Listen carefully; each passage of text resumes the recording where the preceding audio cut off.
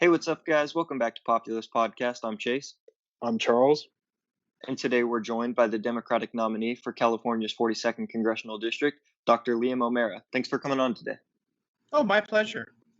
Good to be here. All right. Do you want to go ahead and start us out by telling us who you are and why you're running for Congress? Sure. Liam O'Mara, and I am a college history professor, and I just get a little bit fed up of looking in my students' eyes and trying to tell them that their quality of life is going to be worse, that things are going to keep getting worse. Mine was the first generation in American history not to do better than the parents' generation, and the two that are after me are much worse off. We have been on the wrong road for 40 years, and I'm tired of the partisanship, the tribalism, the fealty to corporations, just everything, the amount of corruption in Washington. We absolutely have to stand up and do more about this. And I'm just hoping I can bring a useful perspective in this as a historian and try to put us back on the right track. All right, so I'm going to jump right into the questions, starting with the district that you're running in. California's 42nd has voted red in the last 4 presidential elections. Furthermore, the median income is over $80,000. So, how do you make your progressive message appeal to those historically conservative voters to overcome the +9 Republican skew? Yeah, it's tricky. The outreach has to be focused on independents. Republicans make up 37% of the district. So they're not even close to a majority.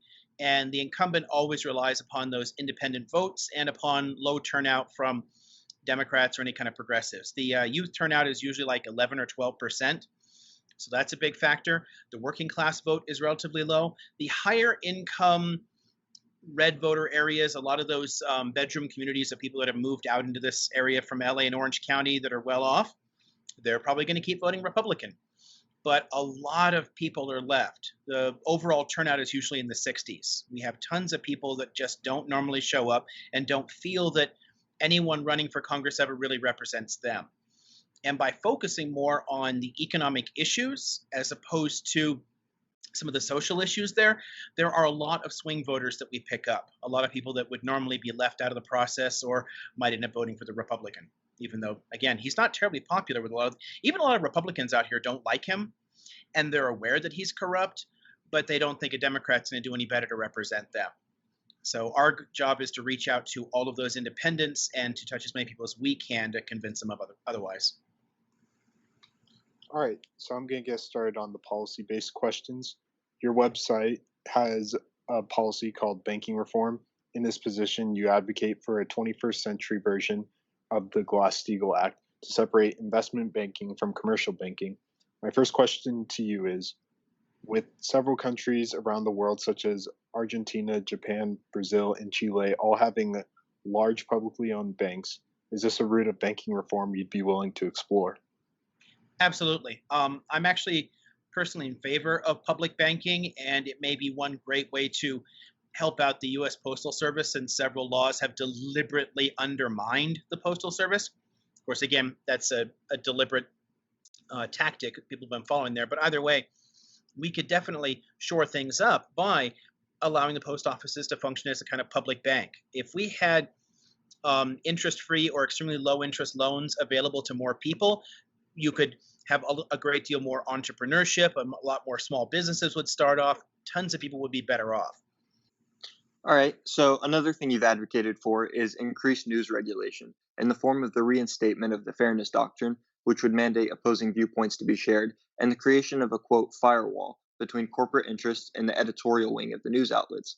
Many people are wary of this kind of regulation as they're worried that this is a slippery slope of expanding government that inevitably ends with the infringement of their First Amendment right to freedom of the press. How would you ease the fears of these voters?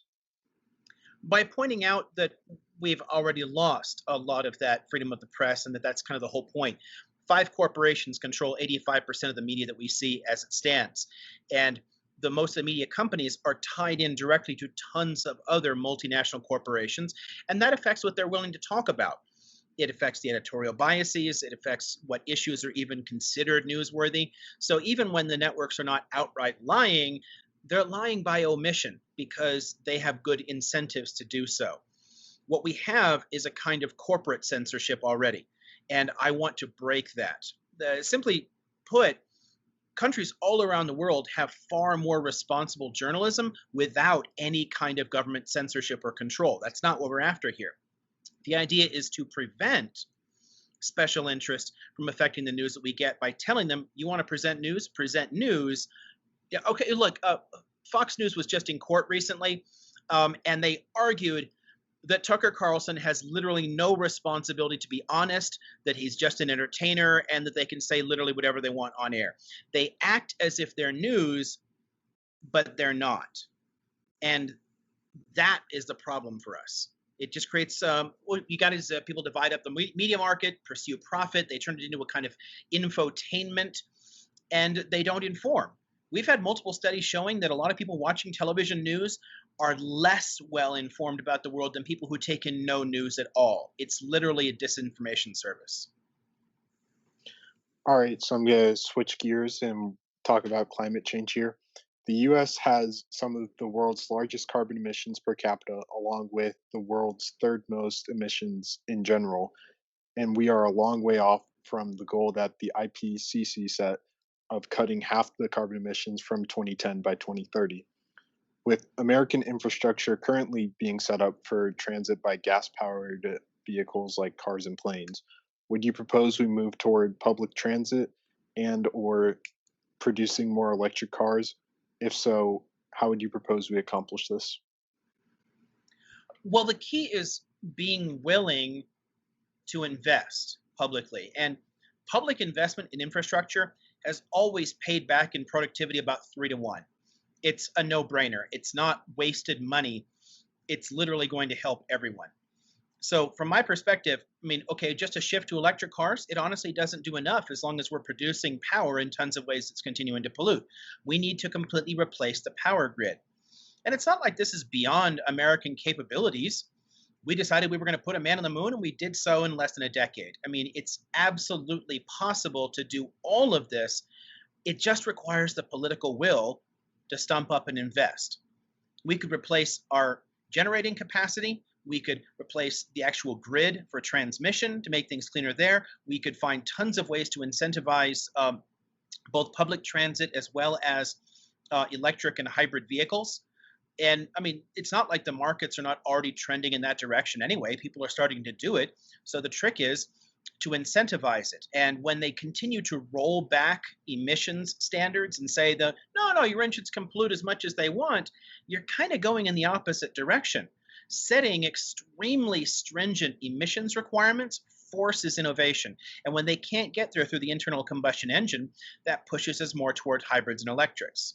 There is, and always should be, a balance between state regulation and the markets. Left on their own in either place, between a command economy and corporations doing whatever the hell they want, the consumer loses always.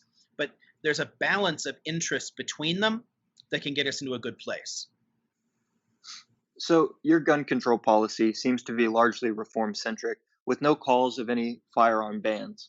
My question to you on this topic is, with 69% of voters supporting an assault weapon ban, according to a Hill Harris X poll conducted late last year, how would you vote on a bill such as this? I mean, if a bill comes up, I'll back whatever. I mean, my goal here is to get things that I think will actually solve the problem, which means I want actual regulation of these things. We are what? I think the US and Yemen are the only countries in the world that don't have any kind of overall federal control over this. There's no like registry that says this person is buying guns or whatever here.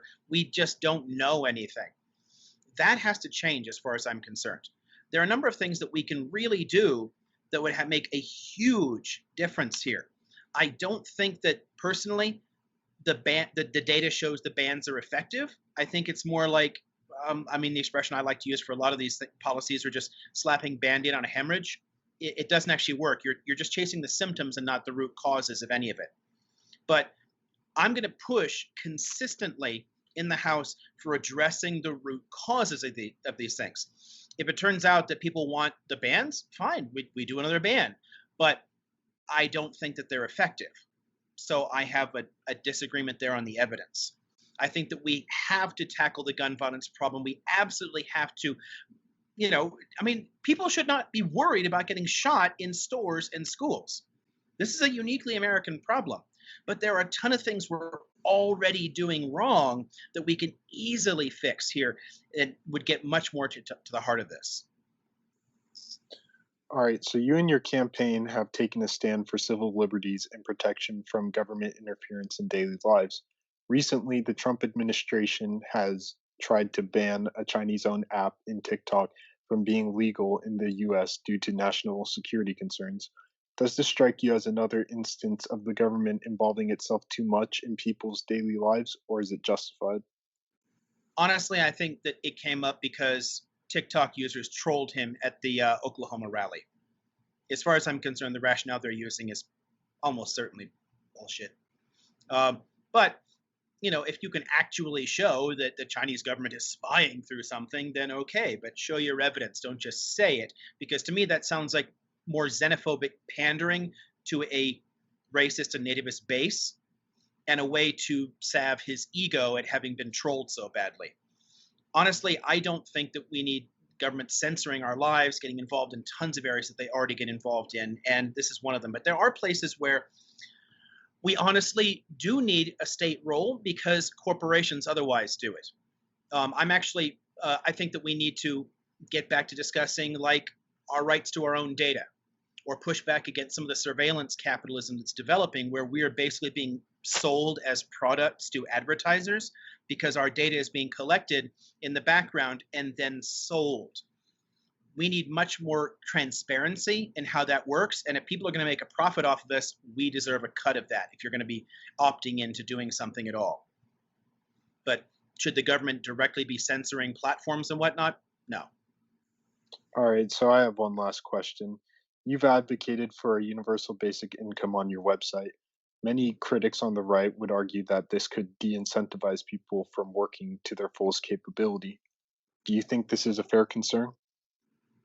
No, because we actually have tons of evidence to the contrary. I mean, when it has been done, people have generally become more productive and done more. And the simple fact is, there are tons of jobs in this country that are not actually even counted into GDP. They simply don't count economically at all, which I think is criminal. Healthcare doesn't, education doesn't, tons of home care jobs don't count at all. And a lot of these professions also don't pay very well. So you're completely disincentivizing people from going into those fields. Also, if you're going to actually take care of, well, this also overlaps with healthcare and my preference for single payer, but you make it easier for people to actually start businesses and to actually pull themselves up economically if you provide a kind of basic floor there. The idea of a basic income has a long history on both left and right. And there are good arguments to be made from both left and right for providing a basic floor and allowing people then to build on it. And again, anybody saying this is going to tell people, oh, I can just like stay home all the time and not bother to work or something. We have direct empirical evidence that that's not what happens when you give people money. They work more. So, I mean, if the argument is on facts, we've got that. If the argument just becomes a rhetorical one, then you have to push back and provide counterexamples. You have to let people know that this is what happens when you give them money. That if you solve poverty, people are spending more businesses spring up, more things start, and then use a little bit of the psychology there.